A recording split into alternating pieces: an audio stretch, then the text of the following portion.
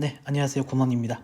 자, 오늘은 금리에 대해서 오늘 설명을 드릴 텐데, 이제 금리 동결이냐, 금리 인상이냐. 엊그제 이 제니 옐런 재무장관이 금리 동결하라는 메시지를 내놨어요. 근데 아직 연준 위원들이랑 지금 시장의 반응은 금리를 올릴 거다. 금리를 올릴 거다. 지금 이런 반응이거든요. 한 번 더 올리고 멈춘다. 제가 볼 때는 이게 사실상 뭐 동결이냐 인상이냐는 크게 중요한 것 같지 않아요. 왜냐면은 어차피 지금 분위기가 인상을 한번 하고 5월 달에 0.25를 인상을 하고 이제 멈춘다 이거거든요. 그러면 인하는 보통 언제 하냐면 3개월 있다 합니다. 3개월 있다가 3개월 후면은 회의가 9월 달에 있어요. 9월 달에 있거든요. 근데 만약에 이번에 동결을 하잖아요. 이번에 동결하면 5, 6, 7월 달에 회의가 있어요. 8월 달에 회의가 없거든요. 그래서 7월에 내리냐, 9월에 내리냐예요. 그러니까 한 이제 두 달 정도 차이죠. 두 달 차이니까 물론 빨리 금리 인하를 하는 게 더 낫죠. 그래서 지금 최대 변수가 뭐냐면 이 미국 부채 한도와 탈달러 현상입니다. 근데 미국 부채 한도가 지금 7월로 예정이거든요. 그리고 탈달러 현상은 지금 계속되고 있는 거고, 이게 그 7월이라 제가 볼 때는 이번에 동결을 하지 않을까가 더 좀 제 개인적인 생각입니다. 그래서 그거에 대해서 오늘 한번 말씀을 드릴게요. 그래서 제닛 옐런과 제롬 파월이 붙는다 한판. 지금 옐런은 은행 위기로 대출이 감소하고 있기 때문에 금리 인상 안 해도 금리 인상한 효과다. 대출을 감소하면은 이제 기준을 강화하는 거거든요. 신용대출 같은 거. 기준을 강화하면은 이제 돈이 안 도니까 이제 소비여력이 낮아지죠. 소비여력이 낮아지니까 인플레 잡고 할 수 있다. 이런 거고. 파월은 아직 연설이 없어서 지금 최근에 연설한 이 윌러 이사가 한 차례 더 금리 인상 준비해야 된다. 이제 이런 얘기를 하고 있습니다. 이 옐런이 갑자기 태도가 바뀌었어요. 태도 바뀐 게 제가 볼 때는 요 세 가지입니다. 미국 이제 부채 한도 때문에, 그 다음에 탈달러 현상 가속화되고 있죠. 그 제일 큰 게 이 24년도에 대선이 있기 때문에 지금 옐런은 대선 생각밖에 없습니다. 그래서 지금 이제 기사가 옐런까지 배신, 궁지에 몰린 파월. 누가 됐을까요? 이 둘이 되게 사이가 좋았거든요. 사이가 좋았는데 지금 균열이 되고 있다. 뒤에 가서 알아볼 거고, 지금 미국 부채 한도에 대해서 알아보면 지금 불똥 떨어졌습니다. 미국이. 이게 오늘 기사인데 채권 시장은 미 디폴트 위험 경보, 이 대지양에 빠질 수도, 이런 지금 반응이거든요. 그래서 지금 이 빅쇼트 아이스먼이라는 사람은 미국 3개월물 국채가 가장 안전한 투자처다. 왜냐면 지금 미래를 못 보는 거거든요. 미래를 볼 수 없는 상황이기 때문에 지금 이게 3개월 물이 지금 채권이 지금 5%가 넘어갔어요. 5% 넘어가서 미국 부채 한도 지금 상한이 31조 달러, 우리나라 돈은 약 4경 정도 되거든요. 엄청난 금액이죠. 근데 이미 2월 중순에 도달을 했답니다. 그래서 지금 미국이 어떻게 하고 있냐면 재무장관이 특별 조치를 가동했어요. 그러면 정부 주도의 투자, 펀드, 뭐 연금, 부채 이동 등이 이제 중단이 되고 돈이 안 도는 거죠. 그다음에 이제 예산 빨리빨리 처리해야 되는 거는 이제 하루하루 집행을 하고 있다고 합니다. 그런 다음에 이제 세금에 의존을 해야 되는데 이 자산 가격이 지금 금리를 올려서 하락하고 있단 말이에요. 그러니까 이제 세수 확보도 부족해지는 상황인 거죠. 그래서 그런 거를 지금 미국이 불똥 떨어졌다. 그래서 그런 내용이라 지금 이 부채 한도는 미카시가 이제 하원 의장인데 1년 그 한도 상향을 해주겠다. 한도 상향을 해줄 테니까 이 지출을 대폭 삭감해라. 지출 삭감. 뭐 오바마 케어, 뭐 그다음에 코로나 지급 이런 품목이 몇 개 있거든요. 그 다음에 그 대학 등록금 뭐 탕감인가? 그런 것까지 해가지고 좀 이렇게 여러 가지가 있는데 지출 줄여라. 그렇게 하고 있는데 팽배히 지금 싸우고 있는 거죠. 근데 지금 제일 중요한 건 사실 이거예요. 이거는 이제 멀리 지금 당장 아니지만 멀리 봐야 되는 건데 이 탈달러 현상이 지금 세계적으로 일어나고 있거든요. 오늘 뉴스로는 이제 유럽의 유럽은행 총재 있죠. 그 여자분도 경고를 하고 나섰어요. 이게 어느 정도냐면 지금 오늘 기사인데 이게 중국이 방글라데시도 위안화 결제를 하기로 이게 지금 합의를 또 봤습니다.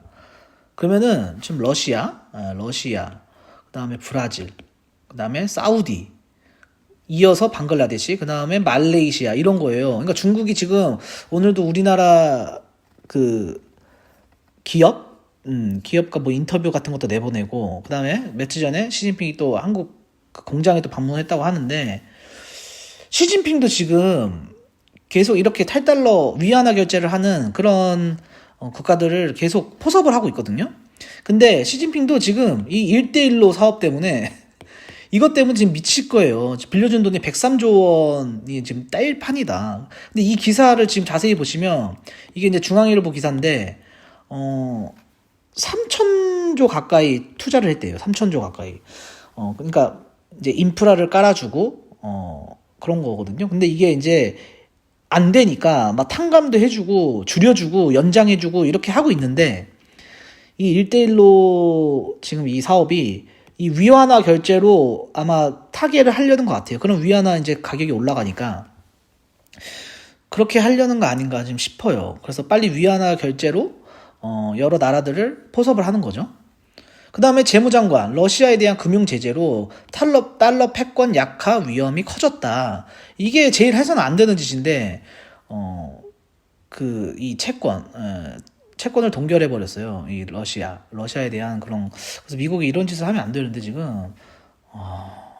그 다음에 IMF가 세계 GDP 기여도가 중국이 미국보다 2배가 높다. 이런 보고서를 냈답니다. 그 다음에 지금 뭐 중동 쪽은 이란, 사우디, 구강, 테헤란 방문 공식 초청. 얼마 전에 화해했잖아요. 중국의 그 중재로. 굉장히 지금 중동도 사이가 좋아지고 있고. 근데 바이든은 지금 사우디에 한마디도 안 하고 있습니다.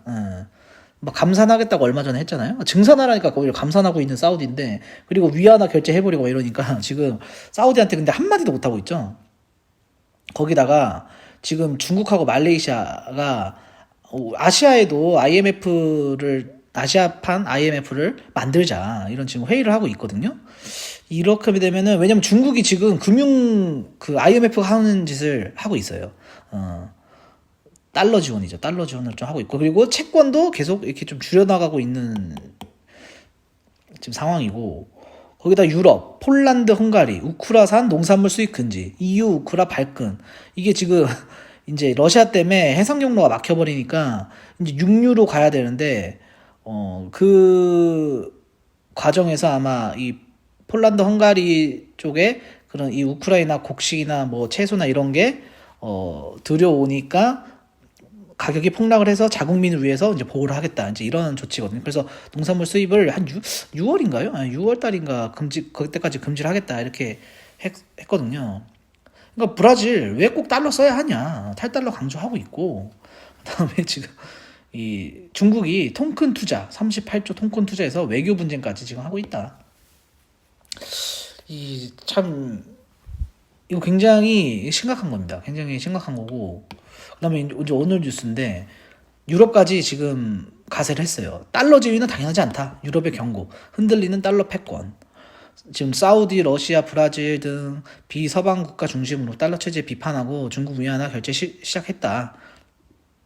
미국이 10년간 달러 무기화했다. 그래서 전 세계 외환 보유고 달러 비중이 70%에서 60%로 줄어들고 있고, 근데 아직까지는 위안화가 그런 시장 환율이라든가 외국인 투자 조건에 안 맞는다. 그러니까 경고를 한 거죠. 그래서 이 각국이 제2의 러시아가 되지 않도록 탈달러 현상이 가속화되고 있다. 비트코인도 그 중에 하나죠. 근데 이제 제니 옐런은 왜 이렇게 태도를 바꿨냐면 대선 생각밖에 없어요, 지금. 그러니까 이런 얘기를 하죠. 강한 노동시장과 인플레이션 감소가 둘 다 양립이 될 수 있다. 둘 다 존재할 수 있다. 이렇게 지금 말을 했거든요. 그러니까 옐런과 파월 갈라서나 이 둘이 사이가 좋았어요. 왜냐면은 옐런이 의장일 때 파월이 부의장이었어요. 부의장이었기 때문에 사이가 좋았다가 옐런이 이제 재무장관으로 가면서 이제 파월이 이제 되고 바이든이 연임까지 시켰죠.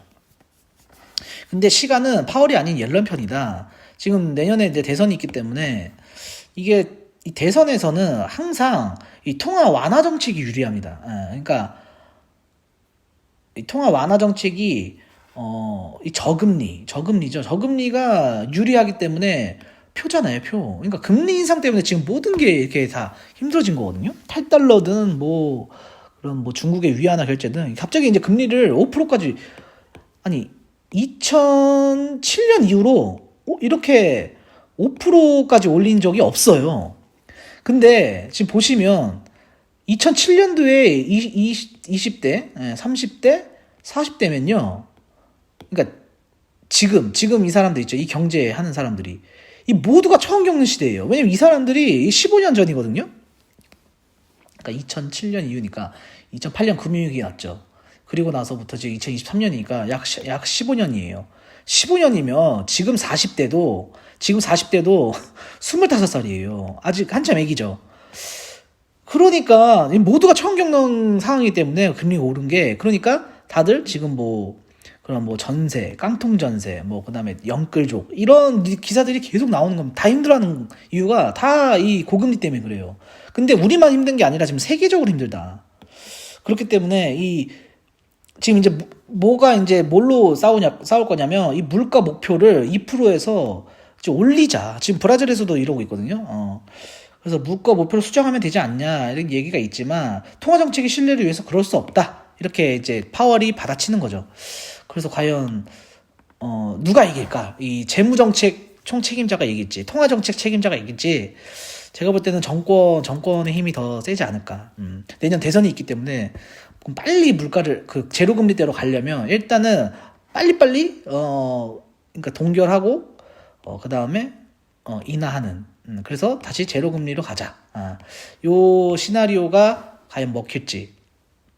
안 그러면 미국 지금 분열될 수 있습니다. 예, 그래 분열될 수가 있어서 다음 영상에서는 제가 뭘 이제 올릴지 모르겠지만 이게 이제 이 음모론적 시각으로 봐야 되는데 과연 이런 일루미나티 세력들이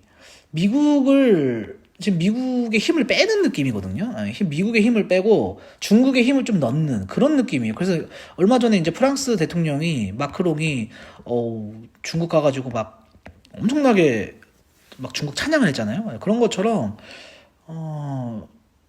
참 중국의 힘을 지금 키우는 느낌이라 미국도 지금 뭐 그렇게 별다른 제재를 안 하고 있어요. 또 계속 새로운 제재가 나와줘야 되는데 안 그러고 있고 참 굉장히 혼란스러운 지금 시대입니다. 혼란스러운 시대라서 다음 영상에 또 이런 이슈가 뜨면은 또 찾아뵙겠습니다. 네, 오늘 여기까지 하겠습니다. 감사합니다.